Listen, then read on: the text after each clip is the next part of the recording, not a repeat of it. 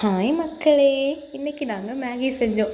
என்னடா மேகி செஞ்சதெல்லாம் போடுறாள் என்னெல்லாம் யோசிக்கக்கூடாது. பிகாஸ் இந்த எலக்ட்ரிக் குக்கரில் நாங்கள் இப்போ தான் மேகி செய்கிறோம். ஸோ அதனால் அது டெஸ்ட் பண்ணுறதுக்காக இன்றைக்கி மேகி செஞ்சோம்.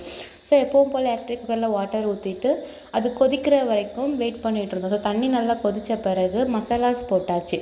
ஸோ மசாலா அப்படியே நல்லா கொட்டிட்டு அதுக்கப்புறம் அப்படியே ஒரு பக்கம் பிக் பாஸ் போயிட்டு இருந்துச்சு.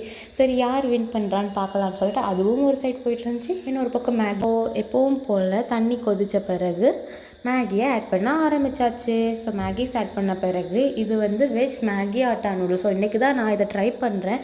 எப்படி வருதுன்னு தெரியலை. இதுலேயே வெஜிடபிள்ஸ் எல்லாம் இருக்கும். ஸோ அதனால் செஞ்சு பார்க்கலான்னு சொல்லிட்டு எல்லாமே செஞ்சு பார்க்க ஸ்டார்ட் பண்ணோம்.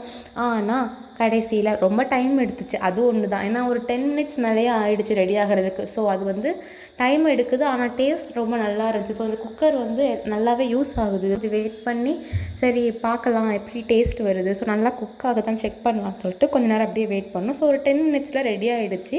பட் நல்லா ஆவி பறக்க ஸோ செமையாக இருந்துச்சு. ஃபைனலி ரெடி ஆகிடுச்சு. ஸோ அதுவே பெரிய விஷயம். ஸோ எலக்ட்ரிக் குக்கர் சூப்பராக இருக்குது. ஸோ இது ஆசம்.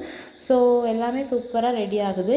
டேஸ்ட் ஆல்சோ நல்லா இருந்துச்சு. ஸோ நாளைக்கு இன்னொரு சமையல் வீடியோவில் பார்க்கலாம். ஸோ கொஞ்சம் கொஞ்சமாக ஸ்டார்ட் பண்ணலாம் அப்படின்னு இருக்கேன். ஸோ ஃபர்ஸ்ட் ஆஃப் ஆல் இந்த மேகி ஓகே குட். ஸோ அந்த குக்கர் நல்லா ஒர்க் அவுட் ஆகுது.